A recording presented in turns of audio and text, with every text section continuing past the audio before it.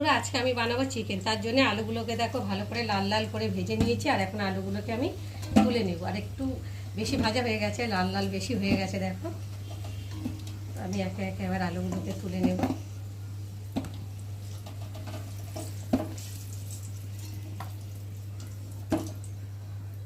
আলু ভাজা হয়ে গেছে।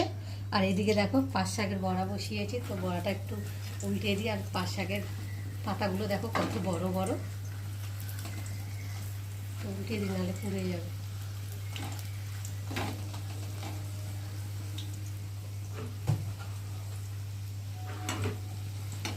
আর এখন এই যে তেলের মধ্যে আমি এখন ফোড়নে দিয়ে দেবো তেজপাতা, আর দেব লবঙ্গ, এলাচ, দারচিনি দিয়ে ফোড়নটাকে একটু ভালো করে ভেজে নেব।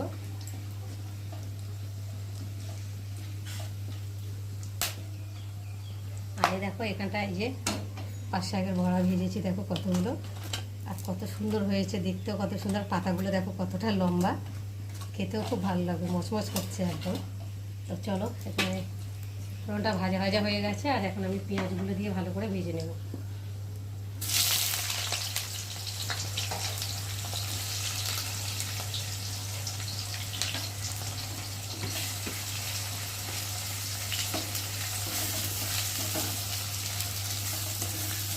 একটু পেঁয়াজ লাল লাল করে ভেজে নেব। দেখো পেঁয়াজগুলো ভালোভাবে লাল লালভাবে ভাজা হয়ে গেছে। আর এখন আমি দিয়ে দেবো রসুন বাটা, আদা বাটা, জিরে বাটা, লঙ্কার গুঁড়ো, নুন দিয়ে মাখিয়েছি যেহেতু অল্প করে নুনটা দেবো। আর হলুদ দিয়েছি, অল্প অল্প করে একটু হলুদ দেবো। নুন, হলুদ, লঙ্কা দিয়ে দেখো চিকেনটাকে ভালো করে মাখিয়ে রেখেছি। আর এখন মশলাটা ভালো করে ভেজে নেব।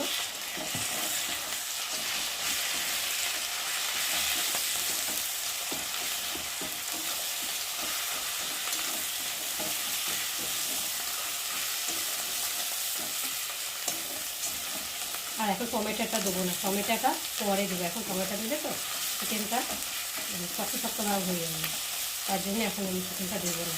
কষিয়ে নেবো, কষাবো আর টমেটোটা দেবো। তার মধ্যেই টমেটো নরম হয়ে যাবে, এদিকে আমার চিকেনটা কষানো হয়ে যাবে।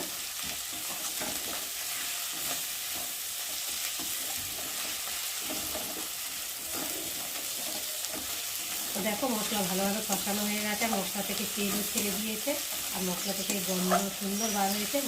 এবার বোঝা যাবে, যখন গন্ধ ছাড়বে তখন বোঝা যাবে যে মশলাটা ভালোভাবে কষানো হয়েছে। আর এখন এই মশলার মধ্যে চিকেনটাকে দিয়ে ভালো করে কষিয়ে নেব।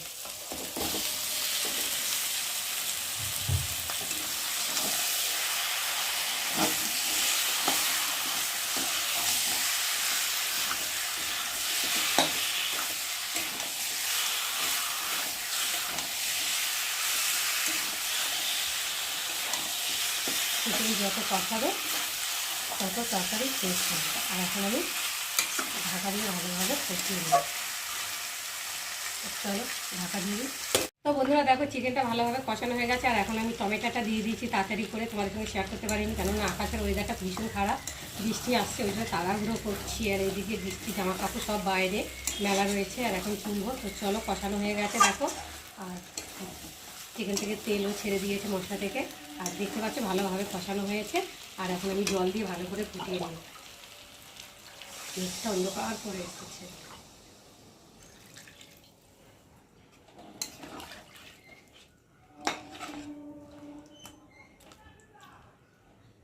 অন্ধকার।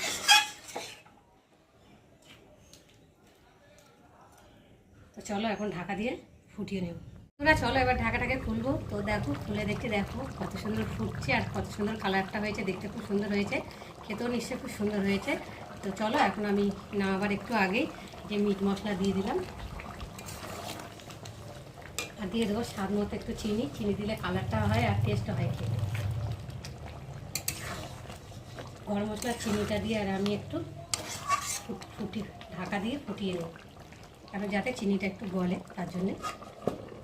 বন্ধুরা একটু মিট মশলা আর চিনি দিয়ে ফুটে নিলাম। আর বাইরে দেখো কীভাবে বৃষ্টি হচ্ছে দেখো, তার জন্য একটু চেঁচিয়ে বলতে হচ্ছে, কেন দেখো সময় আসলে বুঝতেই পারছো বৃষ্টির আওয়াজটা কেমন হচ্ছে। দেখো কীভাবে বৃষ্টি হচ্ছে, প্রচুর বৃষ্টি হচ্ছে। তো দেখো বন্ধুরা আমার চিকেন কষা তৈরি হয়ে গেছে। আর এখন আমি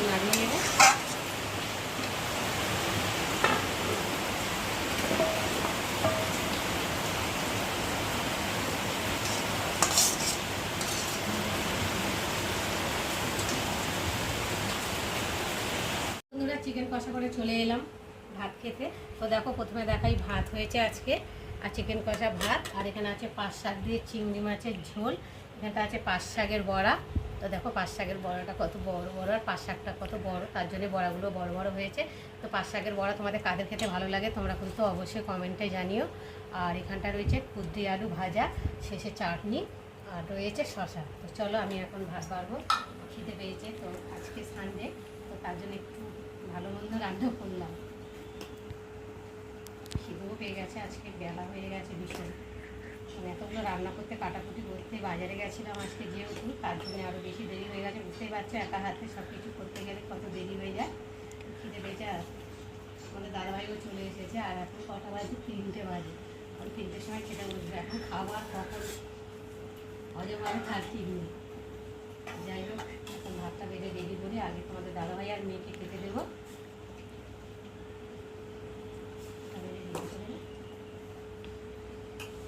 দেরি হয়ে গেছে, আর ওয়েদার আকাশে যা বৃষ্টি, বৃষ্টির জন্য আরও বেশি দেরি হয়ে গেছে। বৃষ্টির জন্য যেহেতু বাইরে আমাদের কল পায়খানা বাথরুম, তো বাইরে গিয়ে সব বাসন টাসন মাজতে হয়, রান্না করে। কী করবো, জেনে বৃষ্টি থামলে তারপর সব কাজ বাজ সারলাম, তারপরে টান টান করে ঠাকুর পুজো দিয়ে আর খেতে বসলাম। পাঁচটা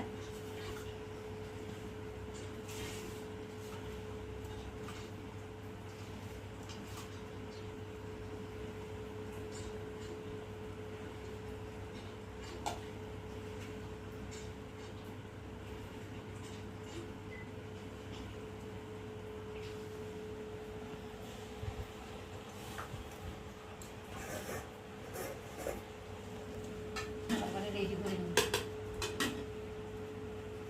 চামচটা নামাই তার জন্য। তো দেখো পাঁচটা ঝোল, দেখো দেখো চিংড়ি মাছ দিয়ে পাঁচ শাক। তোমরা কারা কারা চিংড়ি মাছ দিয়ে পাঁচ শাক খেতে ভালোবাসে চলে আসো আমাদের বাড়িতে, তোমাদেরকে খাওয়াবো।